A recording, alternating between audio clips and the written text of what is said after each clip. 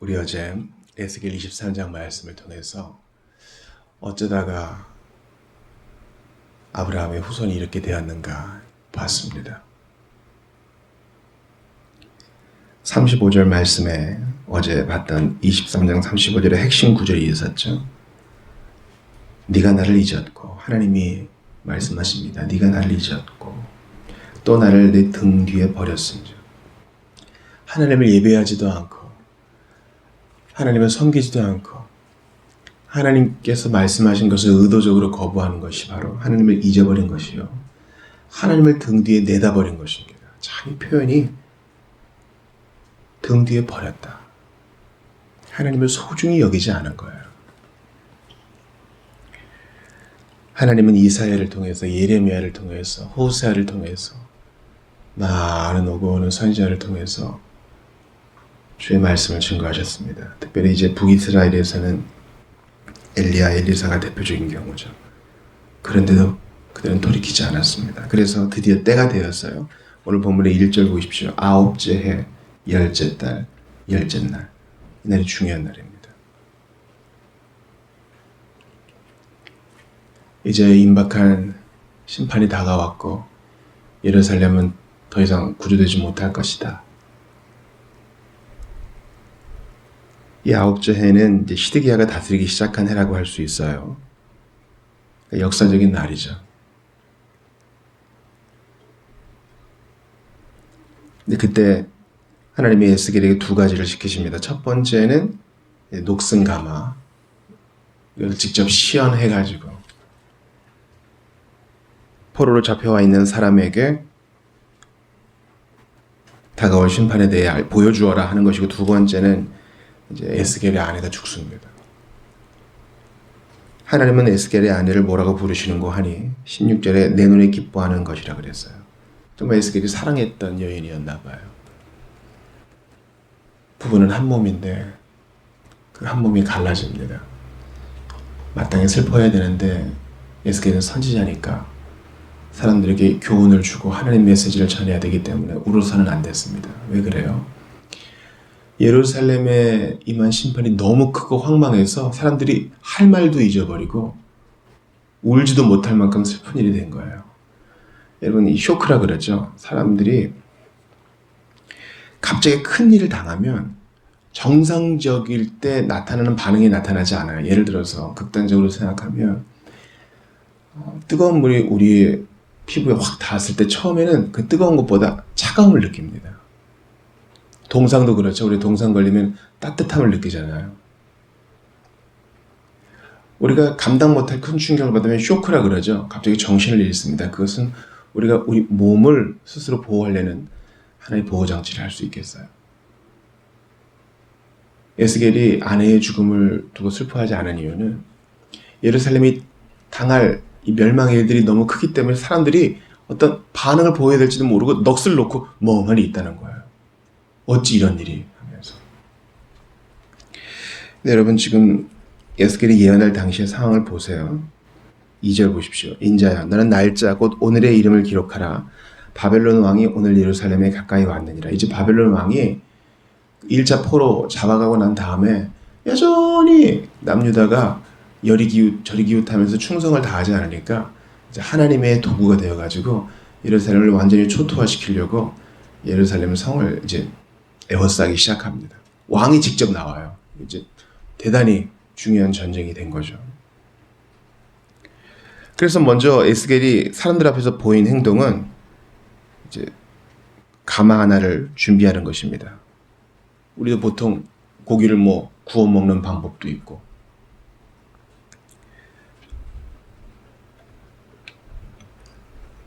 여러 가지 조리 방법이 있지만 우리나라에서 하는 것처럼 이렇게 찝니다. 그런데 4절과 5절을 보니까 양떼에서 한 마리를 골라가지고 다 분해한 다음에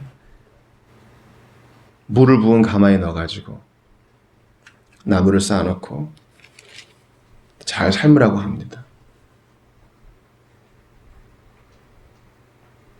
근데 이것을 보면서 이미 이것은 이제 전에도 나왔었죠. 사람들은 지금 예루살렘이 바벨론 왕의 군대에 의해 포위되어 있어도 사람들은 어떻게 생각했다고요?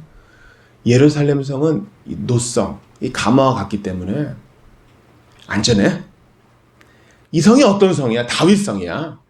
하나님의 마음에 합한 자, 다윗 왕이 다스리던 곳이야. 다윗 왕이 정복하기도 한 곳이지. 게다가 우리가 어떤 족속이야? 아브라함의 후예 아닌가?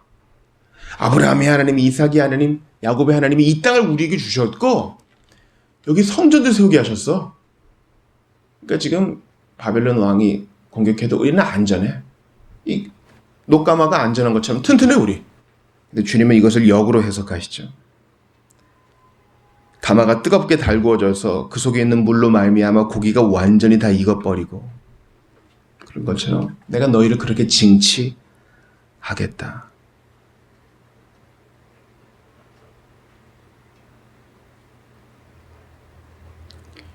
여러분 11절 보세요.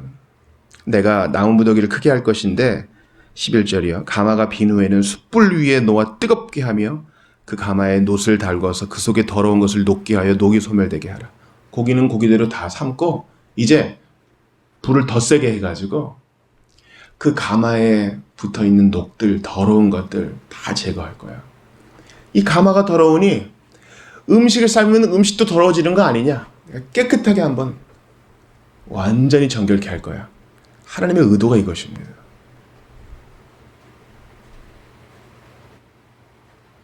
근데 보세요. 주님이 가마는 이렇게 씻는데 이 가마로 비유되는 예루살렘은 어떠한가? 주님이 가슴을 치며 얘기하십니다. 이 성읍이 수고함으로 스스로 피곤하나 많은 녹이 그 속에서 벗겨지지 아니하며 불에서도 없어지지 아니하는도다. 물리적인 가마는 청소가 가능하죠. 불을 뜨겁게 해가지고 녹을 제거할 수 있고 더러운 것을 씻어낼 수 있지만 예루살렘 성은 그렇지 않다는 거예요. 그렇죠. 하나님이 기회를 줬는데 차버리고 어제도 봤죠. 음란이 그쳐지지가 않고 우상 숭배가 그쳐지지를 않고 선지자를 핍박하고 무시하는 것이 그쳐지지를 않고 안식일도 안 지켜요. 안식년도 안 지켜요. 희년도 안 지켜요. 계속 반역합니다. 그래서 13절 주님의 반응을 보세요. 내가 너를 깨끗하게 하나. 내가 너를 깨끗하게 하려고 하나 네가 깨끗해지지 아니하니.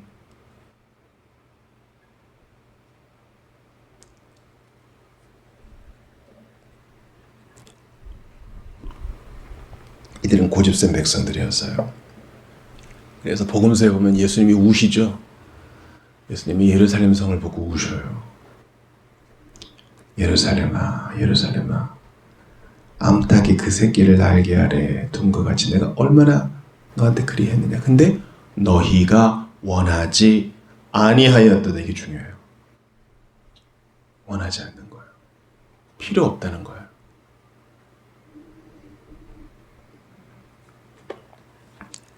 성경에 보면 역대하 말씀에 보니까 28장 22절에 아하스 왕의 이 고집이 나와요. 아하스 왕이 사방팔방으로 권고해졌지만 더욱더 여호와께 범죄했다 그래요. 이게 도대체 무슨 심리인지 모르겠어요. 더욱더 여호와께 범죄했대요. 여러분 그래서 고난을 많이 당했다 그래서 자동적으로 예수 닮는 거 아니에요. 고난을 조금 당해도 빨리 깨닫고 주님께 돌아오는 자체가 중요한 거지 바닥을 치는 그런 대단한 경험이 항상 부러운 거 아니에요. 가급적이면 안 하고 쉽게 나오고 말로 듣고 스스로 깨달아 돌이키는 게 중요한 것입니다. 그러니까 여러분 14절에 내가 너를 아끼지도 않고 뉘우치지도 않고 내가 그대로 행할 것이다를 하나님의 잔인성으로 보면 안 돼요. 여러분 보세요. 우리의 성경에 보면 분명히 확실하게 나와 있는 거 있죠. 예를 들어 빌립보서 말씀이 뭡니까? 너희 안에 착한 일을 시작하시니까 주 예수의 날까지 온전히 이루실 것을 내가 확신하노라. 성경은요 분명히 확신할 수 있는 걸 알려줘요. 뭡니까? 우리의 구원, 우리의 성화와 영화에 대해서 확실해도 좋다. 분명히 믿어도 좋아. 왜냐하면 주님이 분명히 계시해 주셨고 확신을 주시니까 성경으로 동시에 멸망과 심판도 확실한 것입니다. 예수님이 말씀하셨죠. 믿고 회개하지 않는 자, 주님을 거부한 자, 복음을 거부한 자는 타는 물속에 떨어질 것이라 했습니다. 그래서 요한계시록에 보세요. 그불이 꺼지지 아니할 것이요. 주님이 직접 심판을 시행하시지 않습니까? 예수님이 천국 잔치의 비유를 말씀하시잖아요. 저들을 저 바깥 어두운 곳에 내어 던지라. 그들이 이를 갈 것이다. 그러므로 우리는 기회가 있을 때 바로 지금 주님께 돌아와야 됩니다. 스펄전이 얘기했어요. 과거는 마귀의 시간이라는 거예요. 예를 들어 내가 옛날에는 이랬는데 옛날에는 저랬는데 하면서 무용담을 늘어놓고 은혜 받은 경험을 내놓을 수 있어요. 그런데 성경은 오늘이 주의 날이라 그래요. 지금이 주의 날이라 그래요. 지금 예수님을 믿고 바로 지금 나아가고 미루지 않고요. 그러니까 마귀가 사용하는 것은 과거와 미래예요. 옛날에 안주해, 나중에 해. 마귀는 미루게 하고 과거에 안주하게 하지만 하나님은 바로 오늘이 구원의 날이고 지금의 은혜 받을 때다 이렇게 얘기하십니다. 그러므로 다음에 또 기회가 있겠지 하지 말고 오늘 믿고 의지하며 주님 앞에 무릎을 꿇어야 합니다. 두 번째 이제 에스겔이 행한 시연은 바로 아내의 죽음을 맞이하는 방식입니다. 이건 참 쉬운 일은 아니죠. 사람이 겪을 수 있는 가장 큰 스트레스 중 하나가 자녀와의 사별 혹은 배우자와의 이별입니다. 근데 그렇게 해야 될 이유가 있어요. 주님이 그만큼 아파하시는 거예요. 내가 어찌 너를 놓겠느냐 하시는 주님께서 돌이키지 않는 이들을 향하여 징계하실 때에는 주님의 마음이 아내를 잃은 에스겔의 마음처럼 찢어지는 겁니다. 찢어지는 것. 하나님의 목적은 무엇입니까? 너희들 말 안 들으면 에스겔 아내 죽은 것처럼 너희도 다 그럴 거야. 이게 아닙니다. 그걸 통해서 너희가 너희 성을 잃어버릴 때 너희 넋을 잃어버릴 거야. 할 말을 하지도 못할 거야. 눈물도 안 날 걸. 너무 갑작스러운 일이라. 주님이 미리 경고하십니다.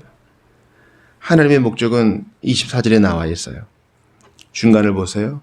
이 일이 이루어지면 내가 주 여호와인 줄을 너희가 알리라. 하나님은 하나님의 하나님 되심을 드러내요. 그들이 믿고 회개하여 다시 주의 품에 들어와 안기기를 원하십니다. 나는 너의 아버지다. 너는 나의 자녀다. 이 관계가 회복되기를 원하십니다. 여러분, 우리가요 살면서 모든 사람에게 친절할 수는 없죠. 근데 친절할 때가 있어요. 예를 들어 상점에 가면 친절하죠. 상점에 가면 또 좀 거리가 있는 이웃 사람들, 가끔 보는 사람들은 친절할 수 있어요. 근데 우리가 늘 피부를 같이 맞대고 사는 가족들은 어떻습니까? 늘 친절하지 않죠.